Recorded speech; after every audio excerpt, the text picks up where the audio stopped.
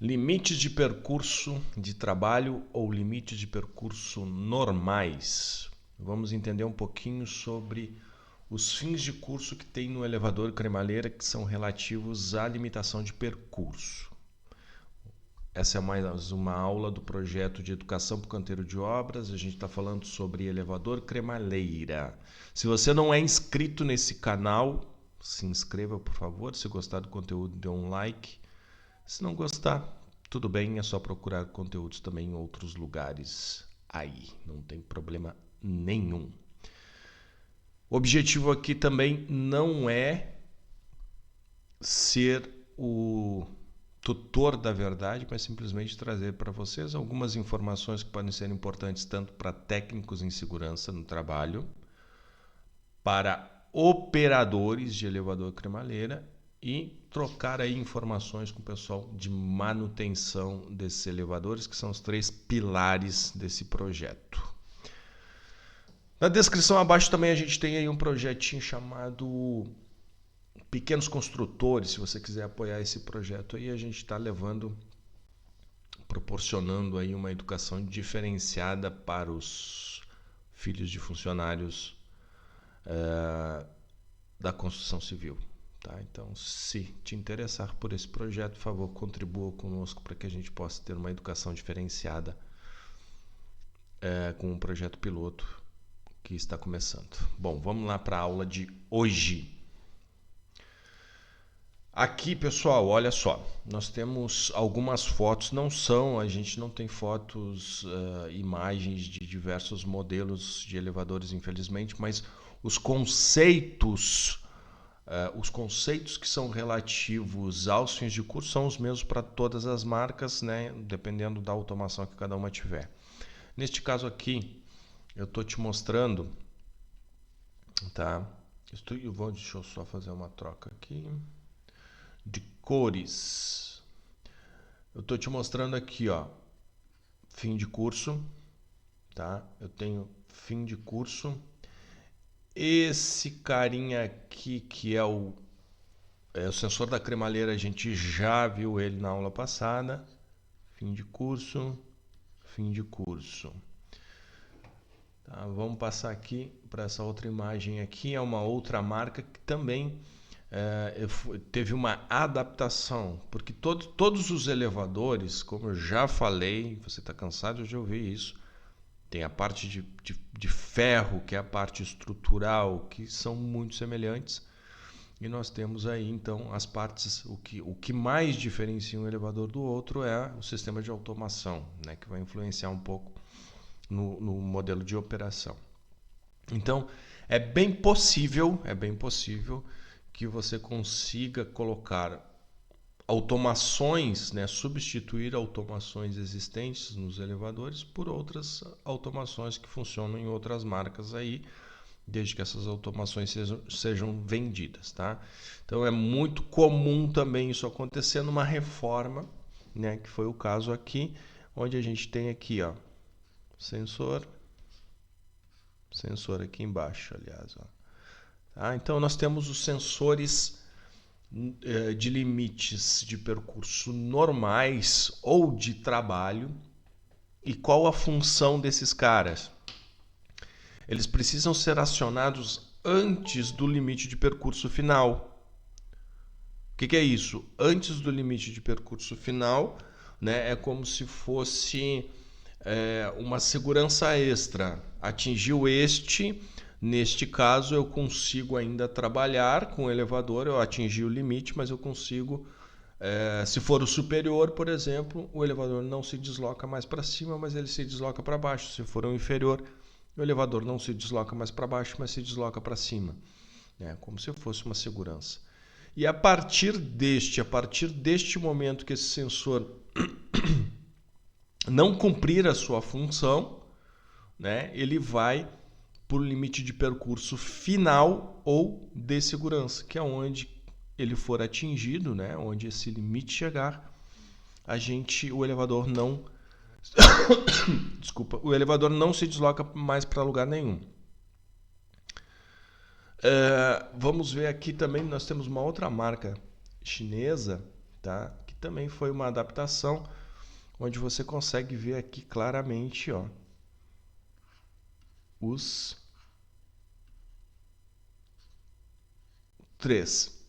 Bom, o que é cada um vai depender da automação, porque eles vão mudar. Como eu disse, as automações têm suas diferenças, né? Suas semelhanças e suas diferenças. As semelhanças é que eles precisam dos limites de percurso normais e de segurança, mas a posição, o posicionamento deles vai depender muito de cada instalação. Tá? Mas via de regra nós vamos ter um que não necessariamente é o que eu vou colocar aqui, mas a gente teria um superior, um inferior, tá? E um de segurança. Esse aqui não é de segurança, ele é de posicionamento, de referência, aliás. Né? Então, algumas automações aí que tem, por exemplo, trabalham com encoder para que haja o posicionamento por encoder, né? A gente vai falar numa próxima aula aí, explicar melhor o que é o encoder, mas você vai definindo ali as paradas, né? Através dando referências numéricas para cada parada, mas também ele vai ter um fim de curso que vai dar um posicionamento para ele, saber que ele está lá no térreo, por exemplo, né, e comparar com aquilo que ele tem de informação se realmente ele está naquele local.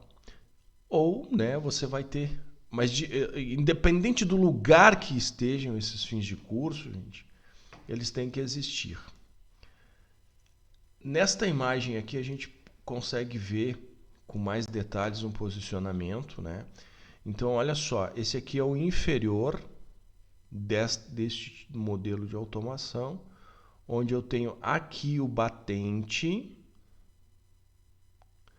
e eu tenho aqui o fim de curso acionado já, fim de curso de trabalho, fim de curso, né, limite de percurso de trabalho ou limite de percurso normal. Então, este aqui está acionado.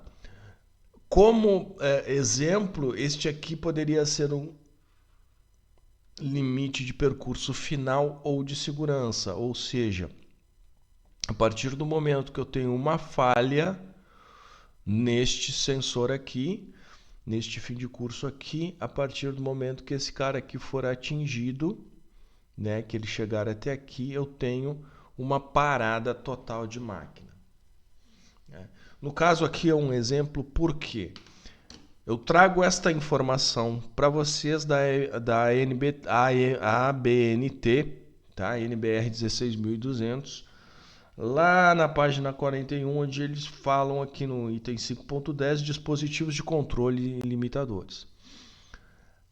Tem uma coisa importante aqui, ó, já na página posterior, tá? Que é a 42. Então, vamos lá, vamos para a nomenclatura que eles dão aqui na norma para isso, tá? Ó, interruptores limitadores de percurso normais devem ser providos, né, os elevadores, de interruptores limitadores de percurso normais para parar automaticamente a cabine a partir da velocidade nominal nos pavimentos mais altos ou mais baixos antes de atingir o limitador de percurso final, que seria o de segurança.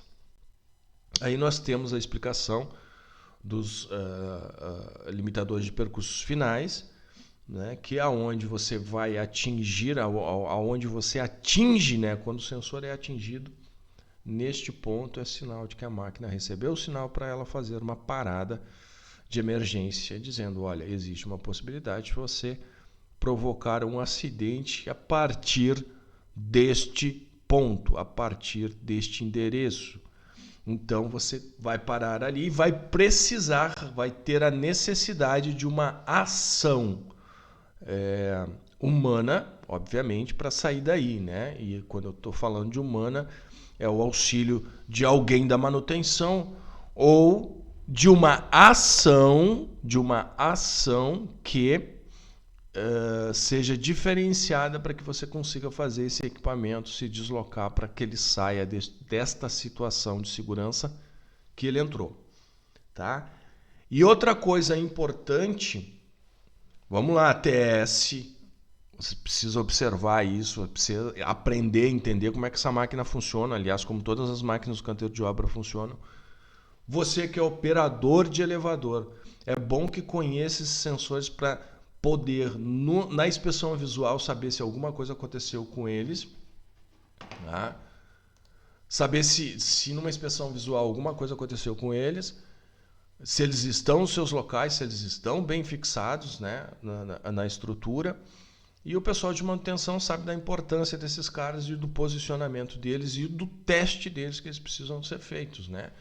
Vai lá, coloca na condição manual e provoca a parada dele nos sensores para saber se ele está posicionado, se ele está atuando e está numa distância suficiente aí que não vai provocar nem um problema.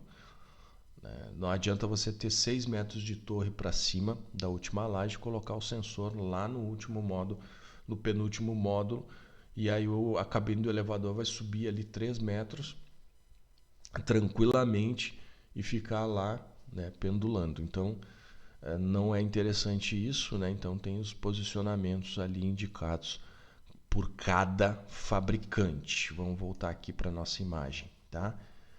O que essa norma traz de importante também para você? No item 5.10.2.3, interruptores limitadores de percursos finais, ou seja, de segurança, não podem ser atuados pelos mesmos elementos que operam os interruptores limitadores de percurso normais. Basicamente, essa norma está falando, a NBR 16.200 está falando que se isso aqui for um limite final, tá? Final, é difícil escrever aqui, ou no caso segurança, tá? Ela não poderia estar atuando no mesmo batente, que é esta peça aqui, do sensor normal. Isso é importante porque nós estamos falando de segurança. No caso, um dos casos de não atuação desse sensor aqui, né, ele pode estragar, obviamente, batendo ali no batente, mas é a falta desse batente. Esse batente ter caído fora. Então, no caso desse batente cair fora, né, ou entortar, caiu alguma coisa que assim provocou, né, provocou uma deformação nesse batente que fez com que esse sensor não chegasse, não alcançasse lá. Então, se esse sensor não alcança lá, muito provavelmente o outro que está dependendo desse mesmo batente não vai alcançar. Então, a norma fala para que se tenha aí um posicionamento diferente, né, um batente diferente, para que justamente atue de forma segura, tá? Basicamente, pessoal, o que nós temos de limite de percurso normais ou de trabalho, finais ou de segurança, é o que eu tinha para hoje. Eu apresentei para vocês os conceitos desses sensores, desses limitadores de percurso, que eles vão atuar em todos os modelos de automação que foram construídos. Por quê? Porque está em norma. Então, se está em norma, ele precisa seguir estes padrões. Onde eles estão localizados, em quais os batentes que foram construídos para eles, os modelos de sensores que estão atuando, certamente serão diferentes em função da escolha do projeto de automação. Mas os conceitos são os mesmos, basta você identificar aí nos seus elevadores esse tipo de coisa. Então, se você aí tem um elevador diferente, né, coloque a marca e nos explique ali, né? Bote nos comentários ali como que atua no seu elevador, você sendo técnico de segurança, você sendo operador de elevador ou principalmente pessoal de manutenção aí que possa nos contribuir com informações interessantes para que todos tenham este conhecimento.